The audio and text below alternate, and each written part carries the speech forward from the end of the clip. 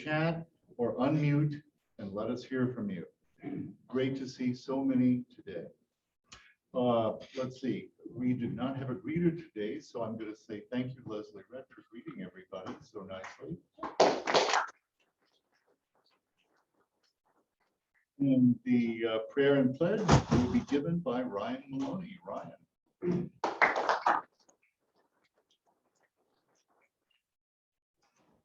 Thanks. We'll start with pledge. Allegiance to the flag of the United States of America and to the republic for which it stands, one nation, with liberty and justice for all. So for the prayer, if we all bow our heads, Lord, we ask that you bless this gathering of fellow Rotarians today. We ask your help as we strive to live out the Rotary motto in our daily lives. We thank you for our many blessings, and we ask you to help us to see those in need and give us the strength and wisdom to serve our community together as Rotarians. Amen. Amen. Thank you, Ryan.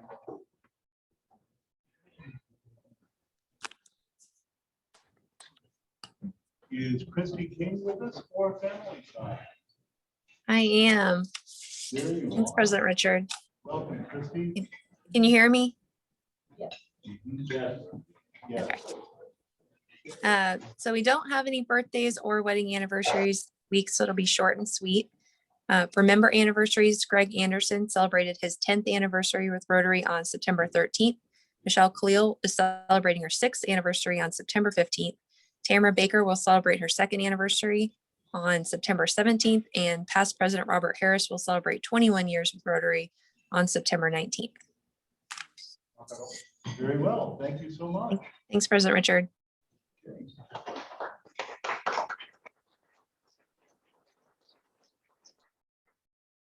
And now, the star of the first half of our show, giving her craft talk today, Leslie Rudd.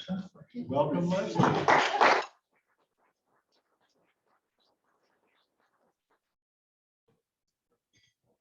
Hi, everybody.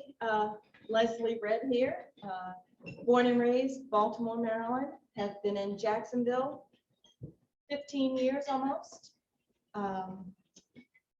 Wife of 31, almost 32, if we can survive the next month.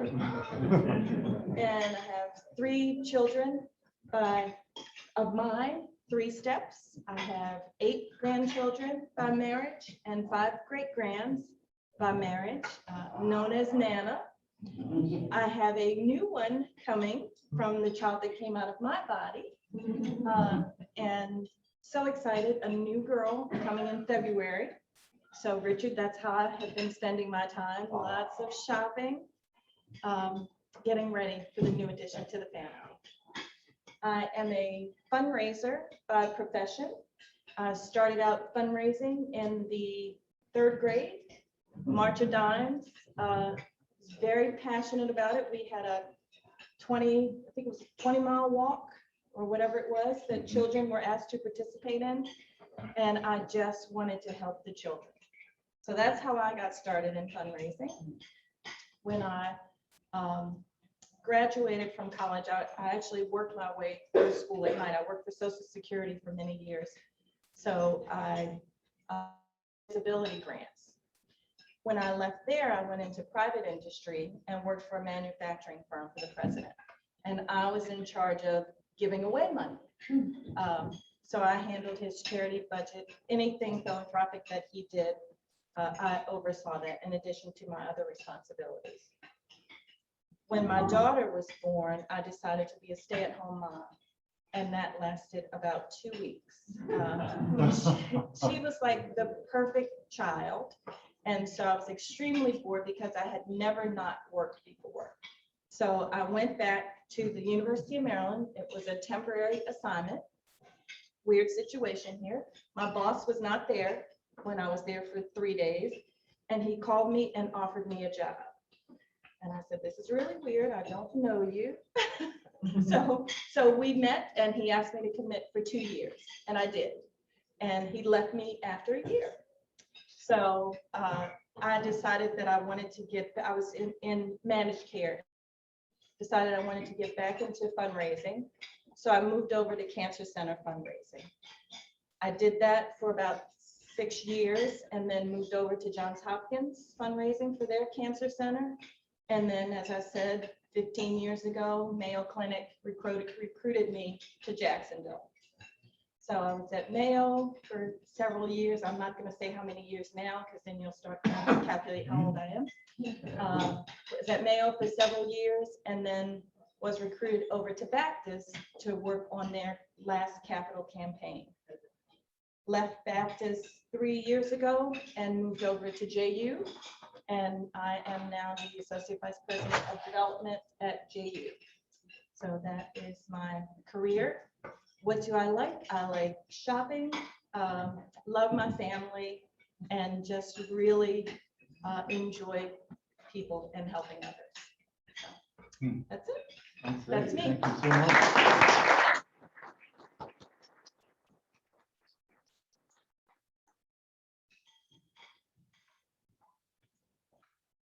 Difficult to follow that with anything at all, but we do have a couple of announcements.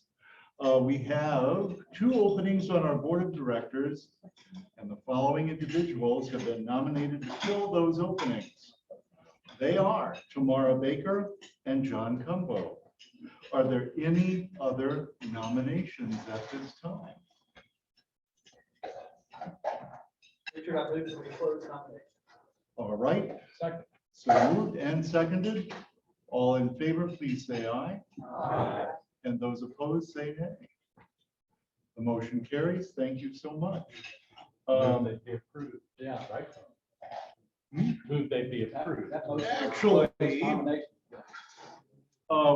we were scheduled to vote on them in 2 weeks.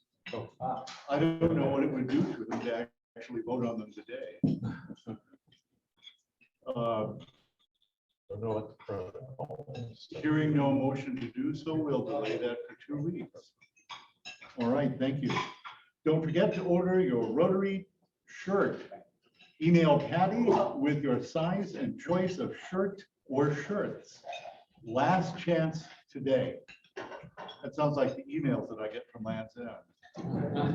It's just about the same thing, except that it's Patty. Next week is our club assembly. You've already heard all the publicity, so I'll just say it one more time. It's important that as many people be here in the room as possible for that assembly to learn and participate. We have some wonderful things ready for you. And just this one time, please do not bring a guest. Mike Shuey has an announcement about stories for the year. Mike. Mike, no Mike. Okay. I know what he said last week or 2 weeks ago. You want to say it again, or I'll say it? You go ahead and say it.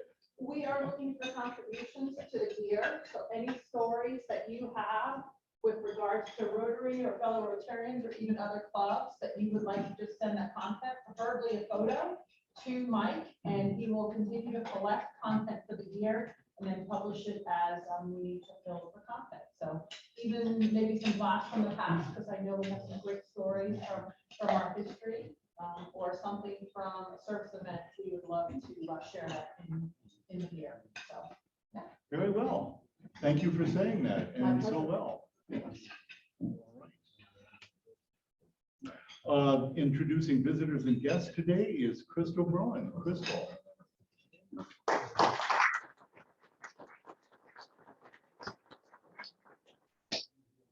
Do I get a list or something? No. You should get a list. Oh, I don't know. The clues are all out there at the desk.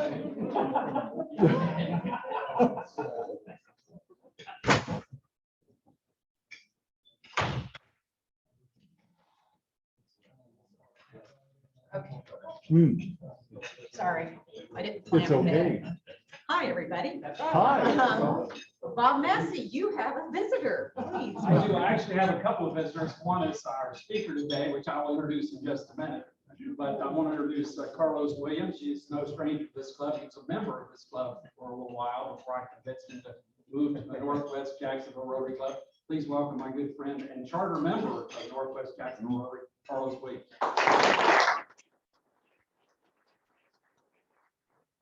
we have anybody online as a visitor? Silence. No. So I think we sing now. Yes, thank you. for All that right, here we go. comprehensive approach. We Here in Rotary, welcome you today. So glad you came along, glad you came our way.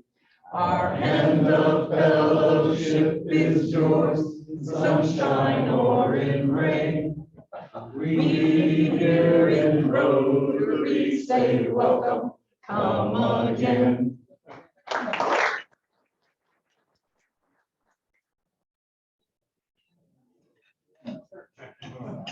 Yeah. The music that you were working from, I think, was written for the bass part. But it worked very well. Okay, no more comments about the music. Our program introduction, and we are way ahead of schedule, but I think that that's probably very good news because I know because of our guest and the message that you'll bring to us, that we'll have plenty of questions for you and time for conversation, and I'm glad of it. Bob Massey, will you please introduce our guest? My pleasure.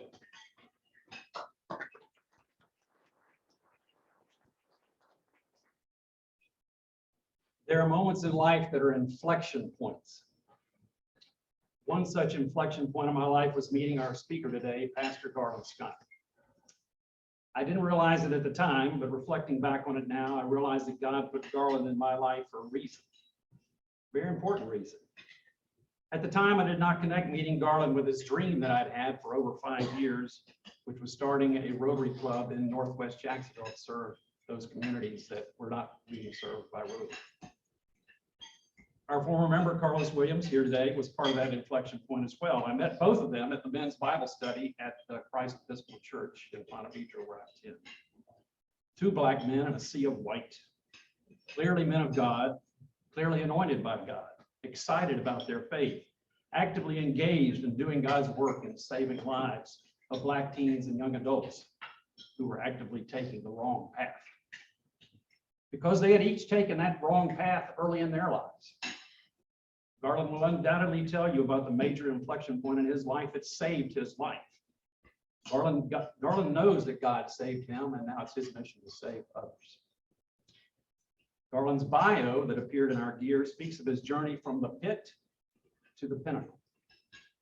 From living a dangerous lifestyle and having a gang put a hit order on him, to meeting with President George W. Bush to discuss the program that he had started to help ex-offenders find employment, to being honored by our JSO Sheriff Mike Williams for his efforts to curb gang violence. Garland is regularly invited by other communities all over the country to lecture on violence prevention. Working hand in hand with the JSO by leading its violence reduction strategy program, Garland helps young people see a path for a better life and provides safe patches out of gangs that may include relocation. Back to my dream. Garland has been extremely instrumental in helping to build our newest Rotary Club in town and is a charter member of that club. I always knew that God would want men and women of God bold in acting upon their faith to be a part of this Rotary Club. The club has at least 3 other pastors, in addition to Pastor Garland, and many others with a strong faith, not the least of which is Carlos, and already doing God's work of saving and enriching lives in our community. So thanks to God, thanks to Garland, God's plan and my dream are coming true. What a pleasure for me to have Garland be a major inflection point in my life, and I please want you to welcome my friend, Pastor Garland Scott.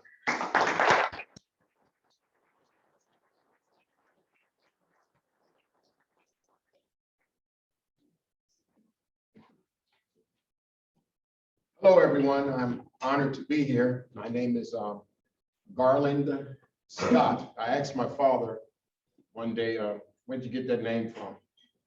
He said, I don't know. My dad gave it to me, so I gave it to you. I have no middle name.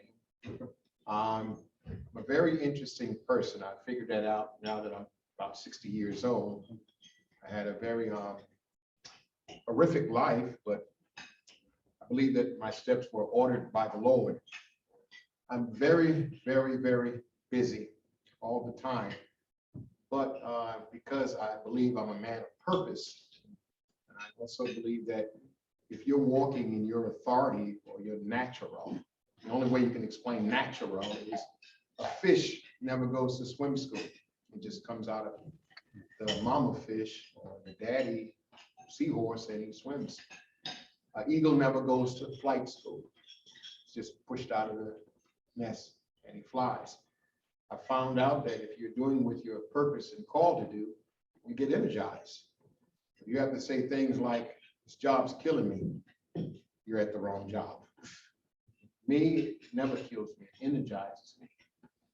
I'm a pastor of 32 years, senior pastor, and I don't announce that a lot because of the work that I do. My clients are the most likely to kill or the most likely to be killed. I am the undercover secret person that works for JSO. Sheriff Mike Williams picked me when he started his tenure as sheriff. And you've probably never seen me on the news, probably never seen me anywhere because we wanted it like that. My agreement was if I helped, I didn't want any publicity. I didn't want anybody to know who I was. And because of it, my name now in the inner city is Switzerland. I can go in any area, any gang group. We have 52 in the city of Jacksonville, approximately 700 documented gang members. It's not a lot, but Chicago has 750 to 125,000 gang members. I've been doing this work that I do, violent interruption or violent reduction for probably 35 years now. If I add my other side, I'm into 40 or 50 years doing the same thing. I pastor other churches. Most of my churches I pastor are predominantly white. They're in Iowa, Des Moines, Iowa, in Kansas City. And I know that's kind of weird when Mr. Massey said, I see a white man. It's been my whole life. And also I'm an author. I have 3 books out that do pretty well. One is called First Things First, The Priority of the King. It's simply about how I went to great success, got picked to work with George W. Bush out of 30 guys. I worked with him for 5.5 years. I had an actual spot there, and I resigned because I was a character, but didn't have character. So everything crumbled. So I decided to write First Things First. The next book is entitled Redeeming the Time. It's one day I was doing a book signing in Chicago, and on the back of the book is a picture of me and George W. Bush. My beard is black. A little kid said to her mom in the line, who's the guy signing the books? She said, that's Garland Scott. She said, no, Mom, that's not Garland Scott. It must be his dad. So I thought, what would I do if I can go back 10 years?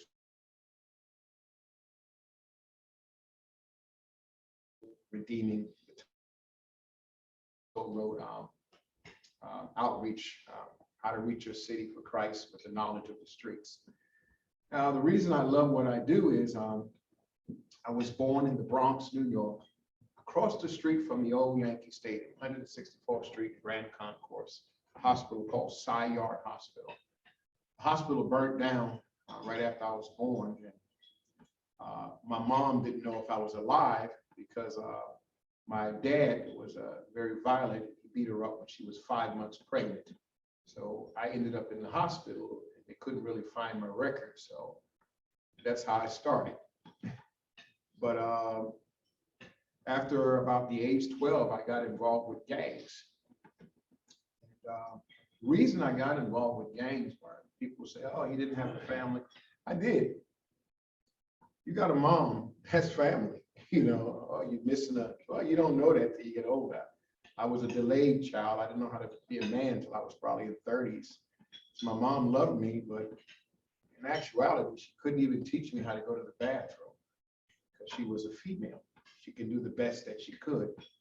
And I decided I wanted to be a pharmacist. I got a job as a stock boy Harrico drugstore in Brooklyn, New York. And Mr. Robert Ortiz hired me. He was a Jewish guy. And you know, New York, we deal with ethnicities. We don't deal with too much colors, white, black, it's different cultures. And he started training me as a drug clerk. I would count the pills, mix the Vaseline, and I loved it. So I wanted to go to school to be a pharmacist. In New York, we had trade schools. You can go to mechanic, you can go to whatever you want. I went to a school that did pharmacy called Fort Hamilton High School in the Fort Hamilton section of Brooklyn, New York. December 16th, I believe it was 1970. Got beat up in a race riot because they said that they didn't like my suntan. So I got beat pretty bad. They killed my friend, beat him, shot him in the head, put him upside down in a garbage can. And they beat me pretty bad. I remember running on the subway because to get to the school, you would have to take a bus, take the train to the last stop.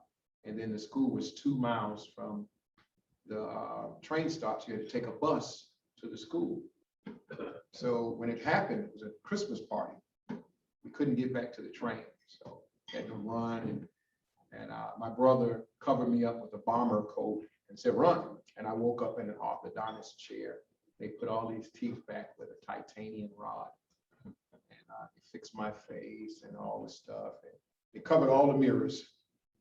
And because they didn't want me to see what I looked like. And my mother was devastated. And she was a police officer. So she pressed the issue, and I can only identify one person. He was my best friend because he met me in Broad Jump and said, the Boogie Boys are here tonight. And they hit me with a bat. And that's all I remember.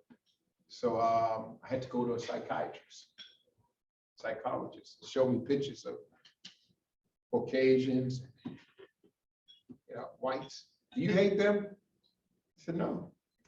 I said, why not? I said, they didn't do nothing to me. Who did it? I said, well, it was the Sicilians and the Italians. We didn't discern whites or blacks. So they were upset because I didn't turn out to be prejudiced. But I said nobody was going to beat me again. So I started lifting weights. I started beating up everybody. So they gave me a name. I was 225 pounds in the 9th grade.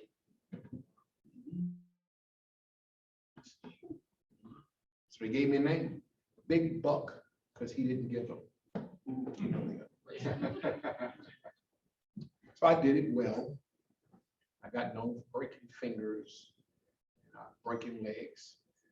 And finally, another gang came, wanted to challenge us. Someone called the Jamaican Posse. But the leader, we grew up together. Next door is East 38th Street. I'm 329, he's 327. So we merged. The gang became massive. We terrorized the city. I loved it. Had fun. Until someone told me there was a hit on my life. I said, you're right. I'm doing all of this, and my mother's a cop in the 76th precinct. She don't know nothing. So finally, I let somebody hold my BMW. It was 1985. And I seen on the News 1 that night, a guy was shot. They had my car, and I knew they were looking for me. So finally, I did the bravest thing and told my mom, hey, I'm in trouble. She said, in trouble about what? I said, they're trying to kill me. She said, for what? And I told her I do this and I do that. She said, oh my God. So she called something called Explorers in the precinct. And they asked if we had any family. And my mom said, yeah, he's got family in Georgia. I said, no, we don't. We're New Yorkers. She said, no, you got family in the South. I said, the South? I'm not going to the country. She said, you better get out of here. So they put me on Amtrak Silver Express and they dropped me off at US 1. And my aunt Willie Mae came to get me. She got me in a deuce and a quarter and went down US 1 and passed a town called Folkestone, ended up in a town called Nate Hunter. She turned in, I've never seen so many eyes and animals in my life. She had nothing on it, just farms. Spooked me out. I was used to fire trucks and police cars and gunshots, not coons and I starved for about a week because I wasn't eating coons, I wasn't eating chitlins. I didn't know none of that stuff. I was just a city guy. And after about a month, I couldn't take it. I drove to down US 1 and ended up 295 Orange Park. Seen a Love townhouse, $600 a month.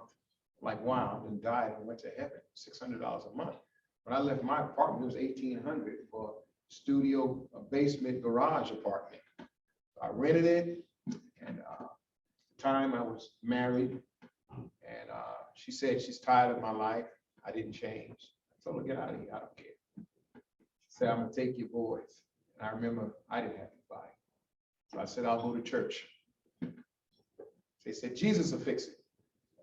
Well, I went to church, but I had a tank top on because I didn't know it was a dress code. Remember, I was a big old guy. And I had shorts that I made with a pin. I made them shaggy. And I drove a fat boy Harley Davidson. First day of church, I parked in the bishop's parking spot. It was covered up, you know, I thought that was for the bikes. It was raining. I went in, smelled like a wet puppy. Sat right on the front row in the deacon section.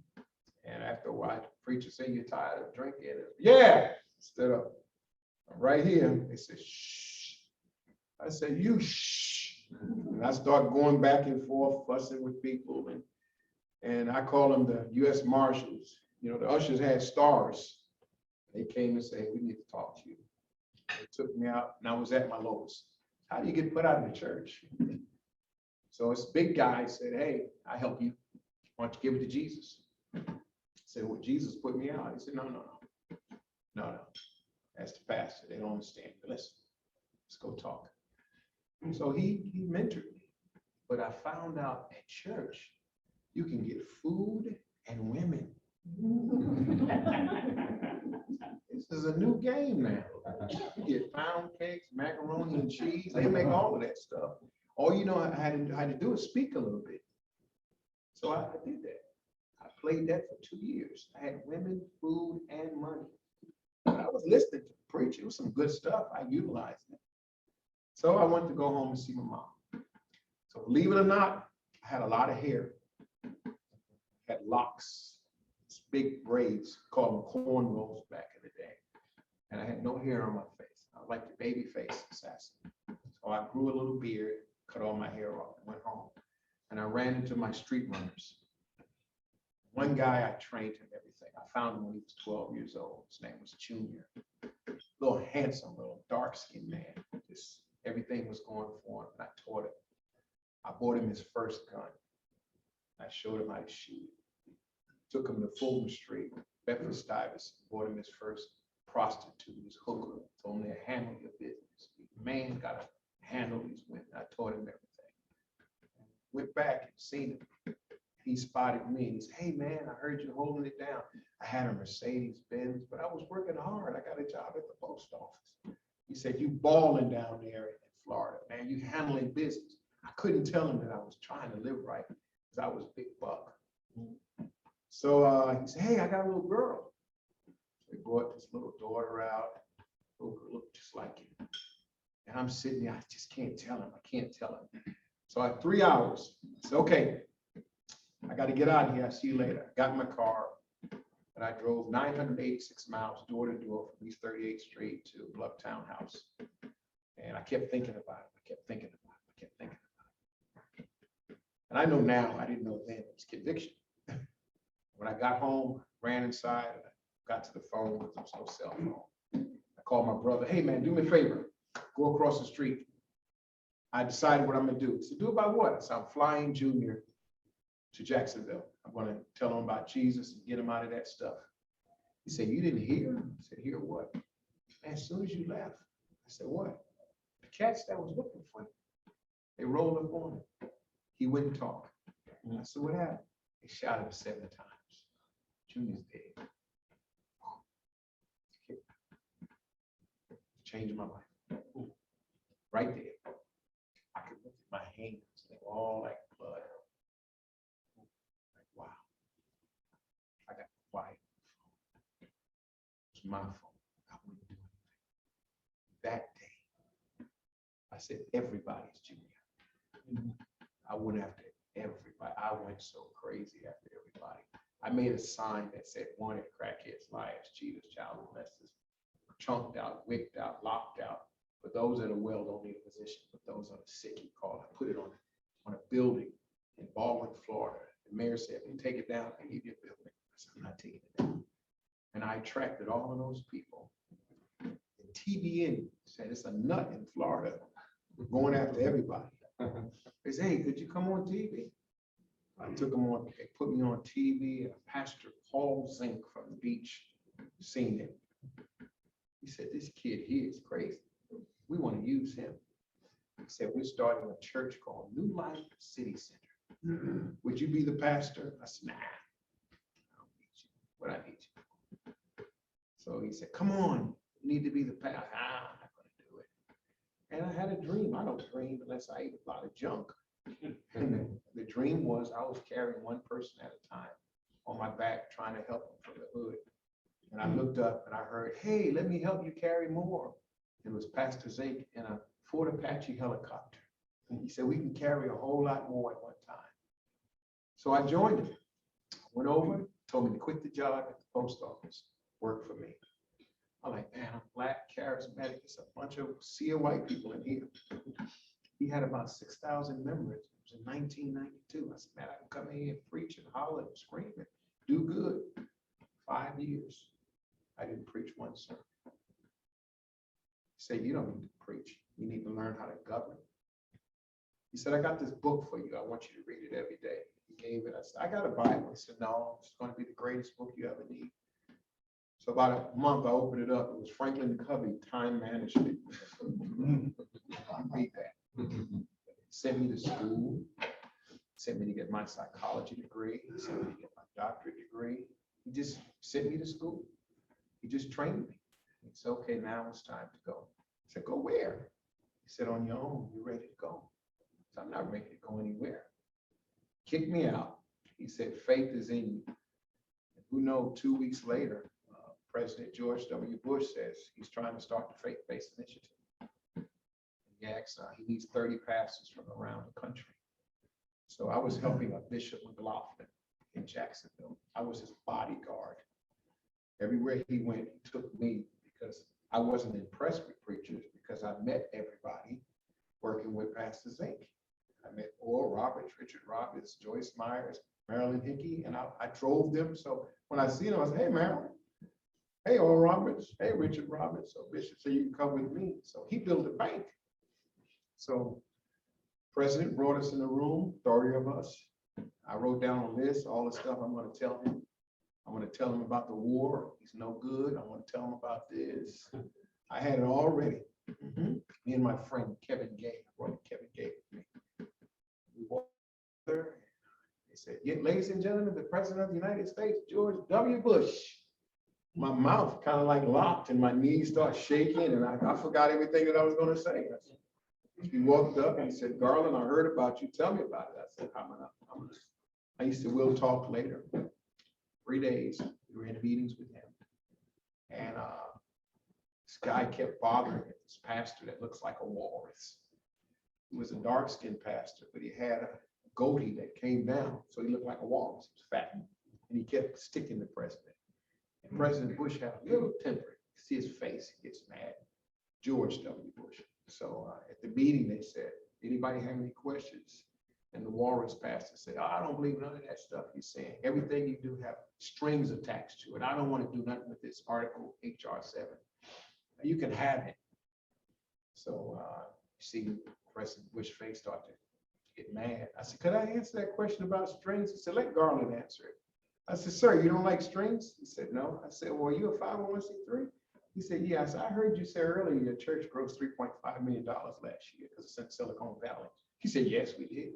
I said, if you don't like strings, can you cut the president a check for $350,000 for that 501c3 that you've been riding on? Everybody laughed. And he says, can you stay and help me out here? Could you help us craft the intermediate grant, capital compassionate grant? So I stayed. Meanwhile, I'm still helping people. And finally, I helped Nat Glover, I helped John Rutherford. Nobody knew. I would just go in and do the work. Mike Williams said, could you help? And so now I've been with him. We created the violent reduction strategy that goes after most likely to kill, most likely to kill, and try to rescue these group and gang guys that's in violence. So far, we've been to 675 doors, each person. We have a 30% success rate. I have successfully relocated and started new lives with about maybe 25 of these guys and girls. This month alone, we relocated 4 women, give them a fresh start. They said they're not talking, they talk. They sing like birds, you know. They had enough. A lot of them had enough. They're getting younger, they talk. My most powerful asset is my integrity. I've never slept with any of their girls. I never bought any of their drugs. I never lied to them. I didn't keep all the promises because I never made a promise. I never used the word help. It's always assist. I have 2 rules if I help you. Carlos been to the door with me. I said, welcome, you never seen anything like this before. We go to the door with 10 to 15 gang units, tactical gear. We show up early in the morning, every other Thursday, bang on the door and say, hey, this is your artwork. Seen you on social media. You're involved with Cutthroat, Cut Circle. However, I'm not going to arrest you today. We have somebody that want to talk to you. And the SUV opens up and I come out and I say, hey, I'm Garland Scott. Today your life can change. If you listen to me, I can help you with this and help you with that. Since I've been in the sheriff's office, I partnered with over 150 outreach and support partners where I can get them a job in less than 24 hours. Where I can get them shams help. I can get them pretty much anything. I created a questionnaire that goes right, pinpoints what they need, and not no little question. I built it all around me. Remember, I'm the first client. I was the one that relocated. The first question is, do you have any child support issues? So why am I going to get you a job? You got to pay for it.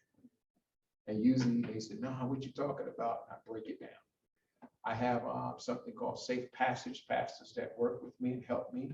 Most of them are not known either because I don't like working with a lot of pastors. I say that after 31 years. Reason why, I don't believe all pastors are called to do that type of work. I believe you have pulpitier pastors, you have instructing pastors, you have teaching pastors, you have shepherd pastors, and some you have that just want to get in the street and the trenches. So what I do, I train them. You can't work with me unless you go through a training. It's called outreach outside your church. In the field, nobody knows I'm a pastor. I'm just Switzerland. Later on, they'll find out by somebody will slip and say it. After the training, you got to go with me on 3 custom notifications, especially the pastors and any community leader, because I don't want you to work with me and you don't like the police. So if you don't like the police, you can't work with me because we got to work with the police together. My organization is called Safe Passage. It's called Community, Justice, and Faith Working Together. After 3 days, you find out that police are normal people. They have kids. They love everybody. You know, some of my best friends now. Now, remember, I didn't like those guys at the beginning, but now they're my buddies. So now you work with me there. So once we go to the door, they use it for us. I get cussed out a lot, 90% of the time. I've already processed in my mind, cursing is when you run out of words. Let them keep cussing and they won't cuss no more. Then I help them. My 2 rules are, if I help you, number 1, don't ever lie to me. The minute you lie to me, I'm gone. Number 2, don't trust me because I don't trust you. It's a process and we build together.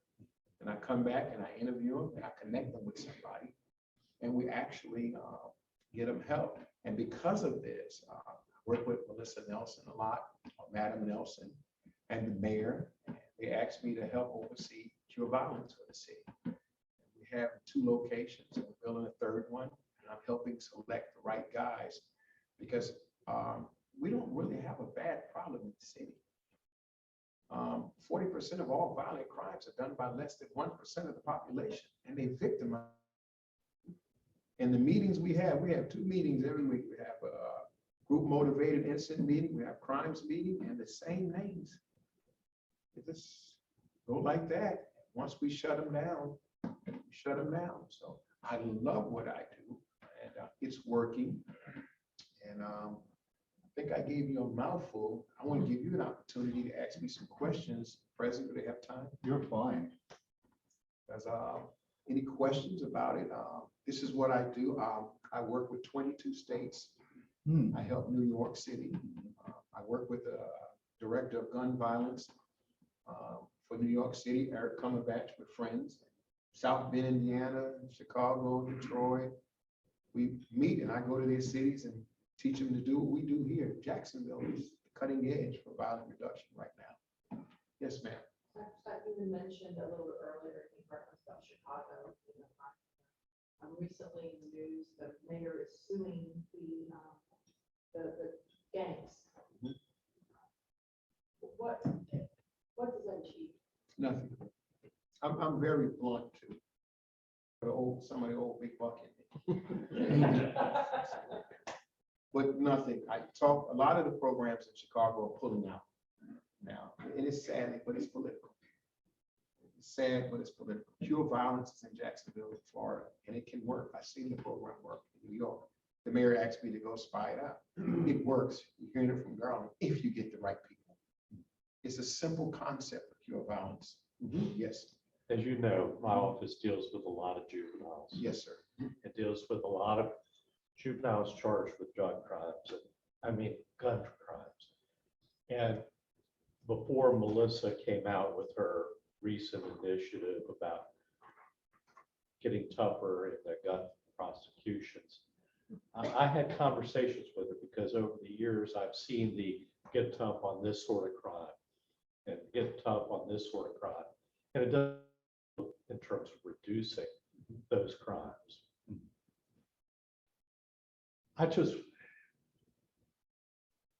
I hate seeing so many young people getting sent off to prison.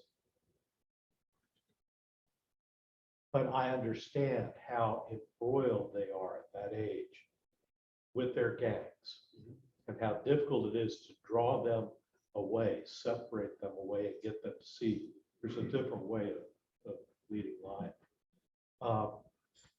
How can we try to save them rather than just say, we're going to be tough on this group and send more of them to prison?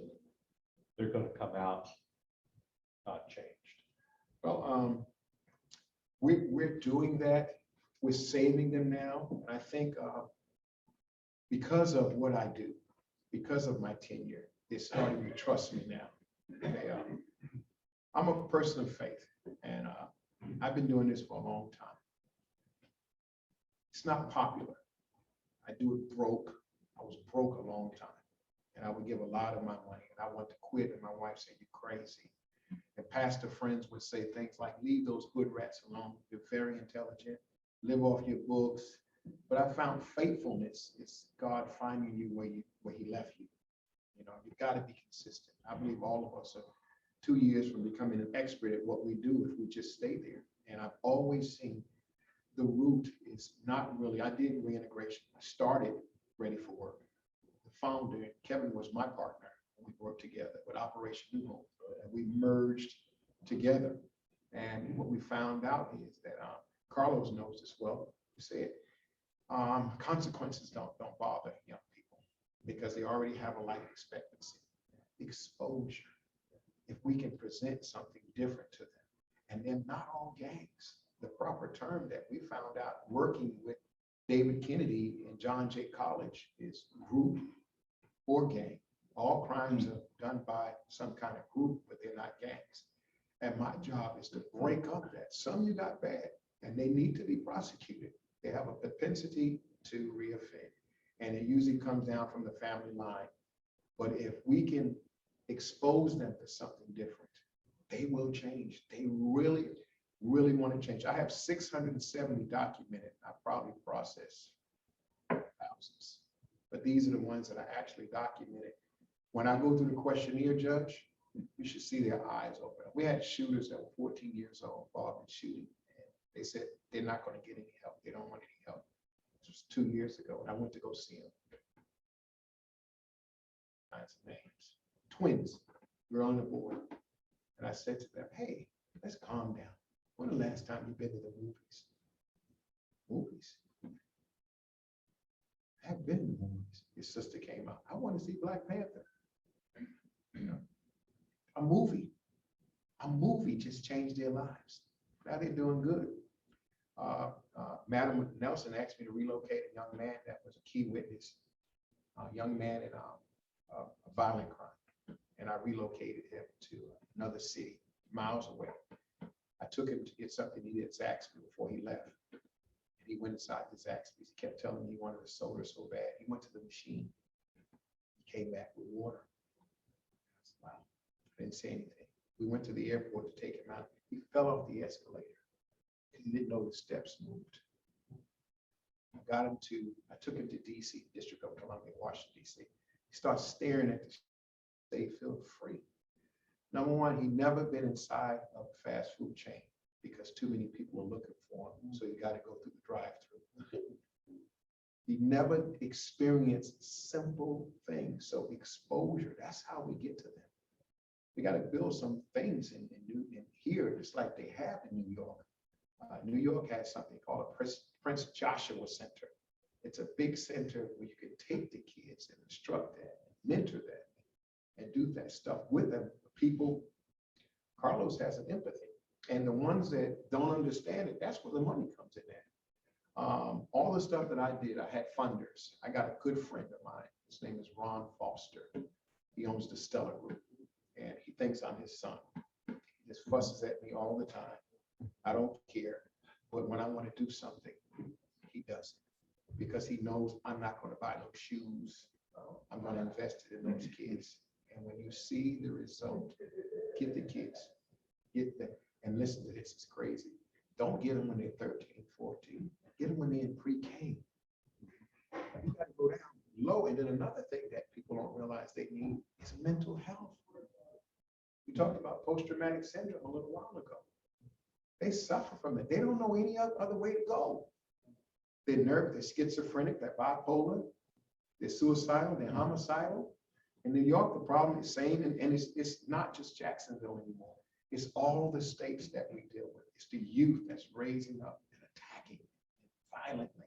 So we set up stuff for them, Judge, and put aside for that, we can get a lot of stuff done. I hope that answered your question. And if you want, you can talk to me later. Okay. Anyone else? You got me now. Bob, you always ask questions. Well, clearly, God had a huge impact, and still is having a huge impact on your life.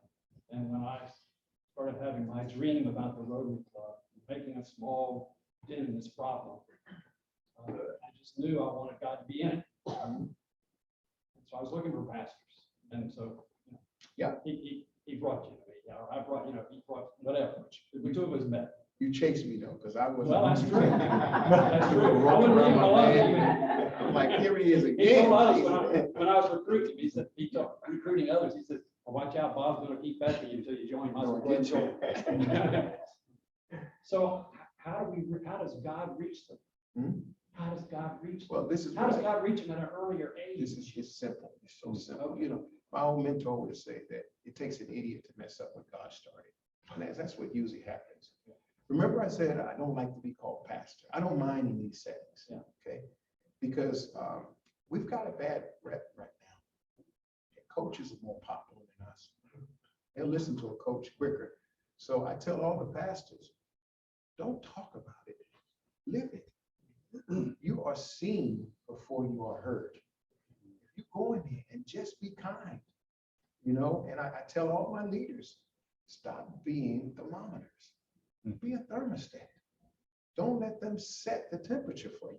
When you go in there, the endangered species to me, okay, right now, is a real man and a real woman that's going to take responsibility and that can speak with a certain tone that these kids are afraid of. They're not afraid of violence. You can't attack violence with violence. They're not even afraid of jail. One kid I took out, he said, oh man, I'm not on bail. He said, I was never in prison. I was sitting in that cell. I knew everybody inside there. But here, I'm nervous. I don't know what to do out here. I think I need to go back. Guess what happened? 10 months, he went back. He wasn't ready. So God can show up in it in you, in me. That's what happened. That's how I do it. And sooner or later, they said, Garland, you always wear suits. Switzerland, you always wear suits. One of the roughest one, head first, that was his game, because they shoot you in the head first. Okay? And Garland, you always, who do you think you are with all them suits? So I like them suits. 3 months down the line, he said, I was thinking, could you go get me a suit? I said, what kind you want? All white. I want white shoes. I said, I'll get you all white. Whatever. You made a dent. The strongest thing on a man is not his muscles, it's not his gun, it's not his set, it's not his group, it's his will. And it can be bent. It can't. You don't want to break it, but by living it. I met the pastor here. His demeanor is like, I like him. He's a good guy. But some you meet, come on, can we be honest? Oh, God, now this guy is a pastor. Yeah, pastor of what? So we just got to live it, sir. Now, you mentioned they trust coaches more than pastors. Yes. Melissa Nelson, the first thing out of her mouth when she spoke to this group in its previous location was sports. Mhm. Get them involved in sports. Get them involved in something else. Is it too late to get them involved? No, not necessarily sports, because most of the sports, that's why they start fighting each other. All of them know each other, from Pop Warner, you know. I said exposure. That's nothing. They know football, basketball. They're athletic. That's nothing. You got to show them something. I'm working on something called Noah's for a while. You know what I'm putting in the Noah's Ark? A putting range. Golf. Yeah. Something different. You want to spark somebody, give them something different. We always talk about norms, change the norm. Hey, they're not going to make it. Ernest Wilford worked for me, and he said he calls it NFL, not for life. NFL players mean the acronyms not for life. That means you're only here for a short while and you're going to leave. What happens? So we got to give them something else. I got one, he's rough, mean. You know what he wants to be? A police officer. An Armed Police Athletic League and Malachi, Washington, and the first tee, are they not making a difference in their They sports are. programs and golf and tennis? And They are, but here's something we Sheriff asked me this question. I took him to New York several times. I think the last time we went, and TK Waters went in one cab, and me and the sheriff went in the other cab. And we got to our location first, because the other cab took them on a tour. And we got to cross, what are you doing? Go down the Harlem River Drive and start playing games with me and come up 42nd Street. Sheriff said, you know this place. He said, it's so busy. He said, how did you live here? Right? I said, I didn't know. I was here. And the same thing with us. We forget this is the largest city landmass in the United States of America. 3 organizations are not going to make a difference on kids that can't even get to them sometimes. I had a friend that got COVID, an older guy, and he was in a Moncrief area. He has a business there. And my mother called me. She's old. They got some Jamaican in her blood. Go get some lemons and garlic and boil it and give it to him and let him breathe. And man, I tell you, the thing going to break it in garlic. So I said, okay. You know, I couldn't find nowhere in the neighborhood to get lemons. I drove around. I put in a navigation system. It sent me to the Black and Mild shop, the t-shirt shop. So we got to put more there, or you don't really got to put more there. You got to find somebody that's already doing it and help them. That's Detroit. I'm telling them they're finding the wrong people. Find the one that's already doing it. Don't reinvent the wheel. Just change the rims. That's all. My thing now is not to be successful anymore, but significant and have succession. I'm getting older. What happens if I get hit in the head? So somebody, I got to trust somebody enough and trust them to fail to make it. So, you know, but we shut it all off. We keep everything, and when we gone, we gone. Oh man, he did such a good job. He's gone though.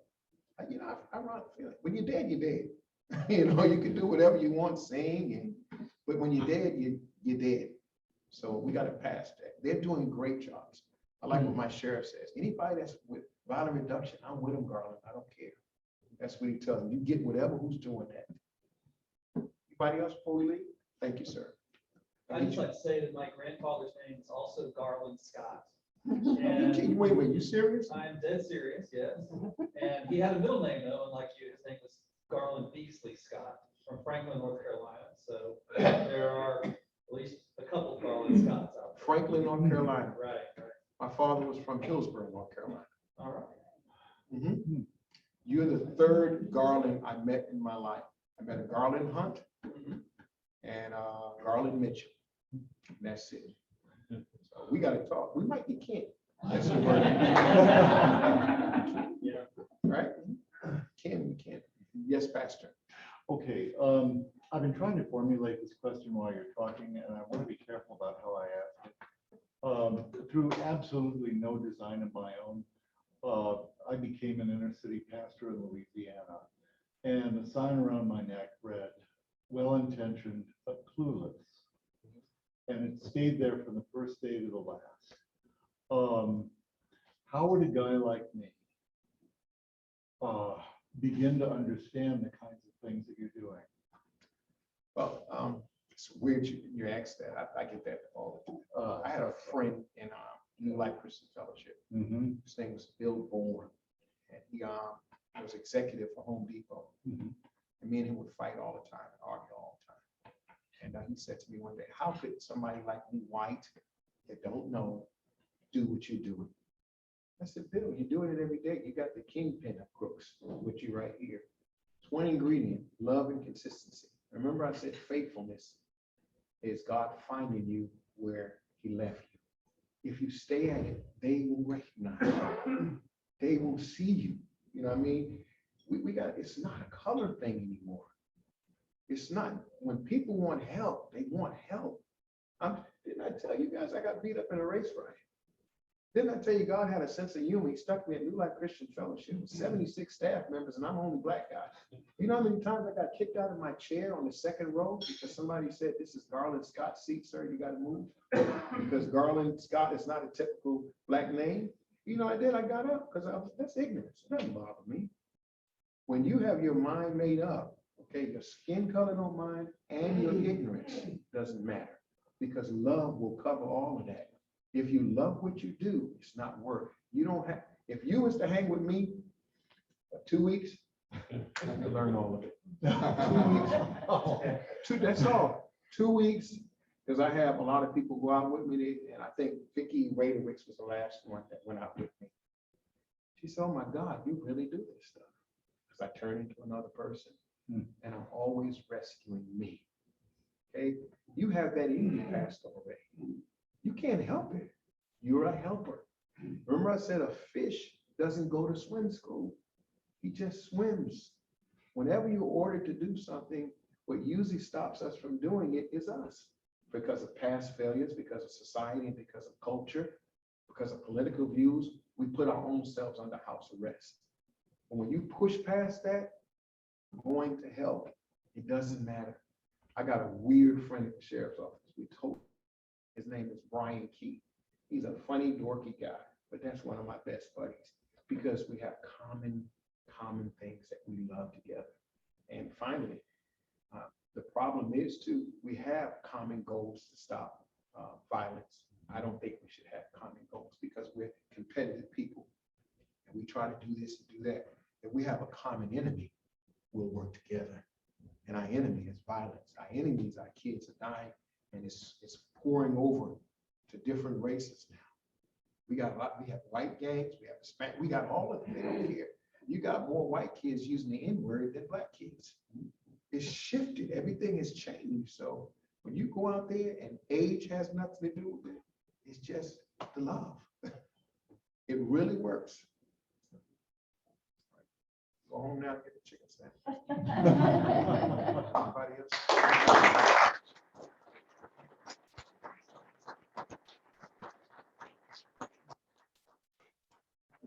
My appreciation for you being here today. We have made a small donation to the effort to eradicate polio through Rotary in your name. Thank you. And we thank you so much. I appreciate it. And listen, pray for my wife because I snuck out. She had surgery. She said I can go for a little while. That's why I have my phones up here in case I call. I was going to give it to you to help me out.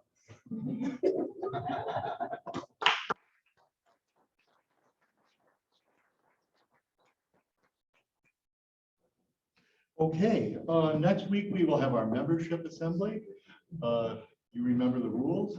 Show up, try not to be on Zoom, but be here in person. We really need you here. And just one time, no guests. We have some very special things for you, and I hope you can all attend. As we end our meeting, please join me in the Rotary motto: service of ourselves, on profit most to serve best.